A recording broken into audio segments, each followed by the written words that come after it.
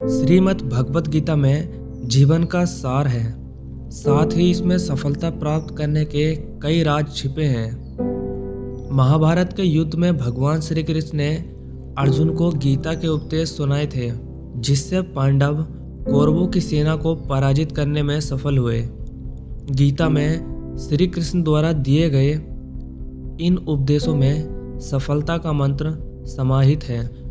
इन उपदेशों को जिसने अपने जीवन में उतार लिया, उसे सफलता हासिल करने से कोई नहीं रोक सकता। अर्जुन जब महाभारत के युद्ध के समय असमंजस में थे, तब श्री कृष्ण ने उन्हें कई उपदेश दिए। कृष्ण के इन्हीं उपदेशों को सफलता का मूल मंत्र कहा गया है, जिसे हर व्यक्ति को जरूर जानना चाहिए। गुस्से पर काबू। गीता में श्री कृष्ण द्वारा बताए गए श्लोकों में से एक श्लोक में गुस्से में काबू रखना बताया गया है। इसका मतलब है कि कोई भी व्यक्ति जब क्रोध करता है तो भ्रम पैदा होता है, यानी कि सही और गलत का भेद मिट जाता है। बस क्रोध ही शेष रहता है। इससे बुद्धि भी व्यर्थ हो जाती है। इसके बाद किसी की भी सही बात का तर्क व्यर्थ हो जाता है और तब व्यक्ति के पतन की शुरुआत हो जाती है। वर्तमान समय में यदि इसकी प्रासंगिकता की बात करें तो किसी भी कार्य को करते समय यदि क्रोध आ जाए तो कार्य प्रभावित होता है। कई बार तो यहाँ तक देखा गया है कि लोग क्रोध में आकर अपनी नौकरी, रिश्ते या फिर जिंदगी तक को दांव पर लगा देते हैं। वह क्रोध के दुष्परिणामों के बारे में कभी नहीं विचार करते। इसीलिए ज़रूरी है कि जब क्रोध आए तो कुछ क्षण रुककर उससे होने वाले परिणामों के बारे में एक बार ज़रूर विचार कर ले। इसके बाद ही कोई भी कदम उठाए। देखने का नज़रिया। श्री कृष्ण कहते हैं, व्यक्ति को ज्ञान और कर्म दोनों को ही एक समान रूप में देखना चाहिए, यानी कि एक ही नज़रिया रखना चाहिए। वर्तमान समय में यदि उसकी प्रासंगिकता को देखें तो कई बार ऐसा देखने और सुनने में आता है कि व्यक्ति बातें तो बड़ी बड़ी कर्म प्रदान करता है, लेकिन जब खुद वह उस स्थिति में होता है तो वह उन्हें भूलकर जो खुद के लिए सही है वो बस वही करता है, और फिर चाहे उसके लिए वह अनजाने में ही दूसरों का अहित कर रहा हो। इसीलिए ज्ञान और कर्म दोनों को ही सदैव एक समान नज़रिए से देखना चाहिए। कर्म वही करे जिसकी ज्ञान इजाज़त देता है। इस तरह से व्यक्ति सही और पाप पुण्य के बीच फर्क आसानी से समझ सकता है।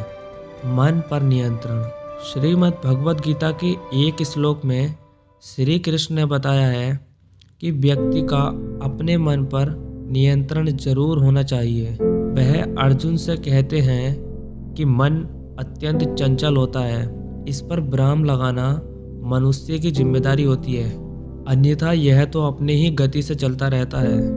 वर्तमान समय में मन पर नियंत्रण रखने से आशय है कि कई बार हमें पता होता है कि जो कुछ हम कर रहे हैं या फिर करने जा रहे हैं उससे किसी का अहित हो सकता है, या फिर हो सकता है कि खुद के लिए भविष्य में यह नुकसानदायक हो, लेकिन वर्तमान में कुछ अच्छे पलों के लिए वह सुखद है।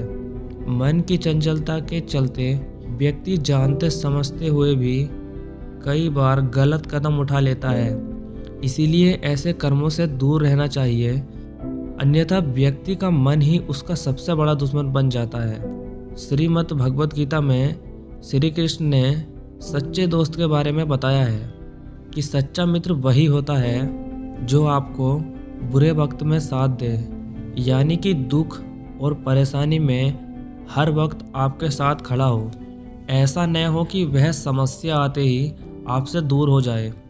यदि आपका मित्र ऐसा ना करे तो तुरंत उसका परित्याग कर देना चाहिए, अन्यथा ऐसे लोग आपके मित्र बनकर मित्रों की संख्या में इजाफा कर देंगे, लेकिन ज़रूरत पड़ने पर कोई आपके साथ नहीं होगा। इसकी प्रासंगिकता कुछ इस तरह से है कि वक्त जब सही हो तो तमाम दोस्त मिल जाते हैं मौज मस्ती करने के लिए, लेकिन वक्त खराब हो तो सभी साथ छोड़ देते हैं। बहुत कम होते हैं जो आपका साथ देते हैं, और जो बुरे वक्त में साथ दे वही सच्चा मित्र है। अनुभवों से सीख ले।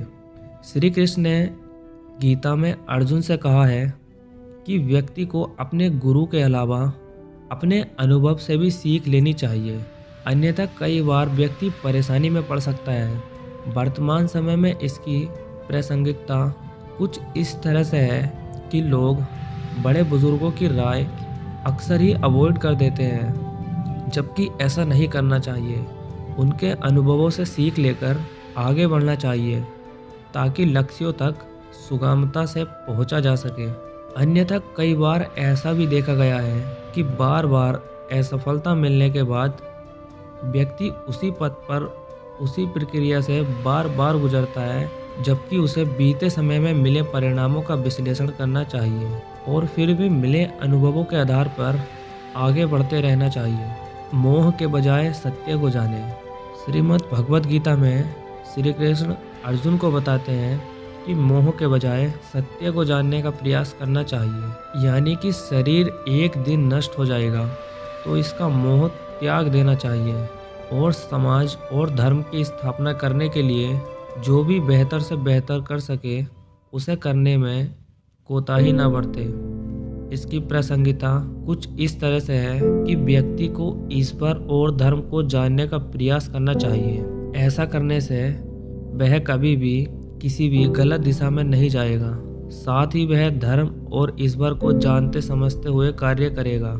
ऐसे में उसके सफल होने की संभावनाएं भी अधिक हो जाती हैं। और अगर आपको श्री कृष्ण द्वारा बताई गई ये बातें अच्छी लगी तो इस वीडियो को एक लाइक करना, और आप ऐसी और वीडियो देखना चाहते हैं तो चैनल को सब्सक्राइब भी कर सकते हैं।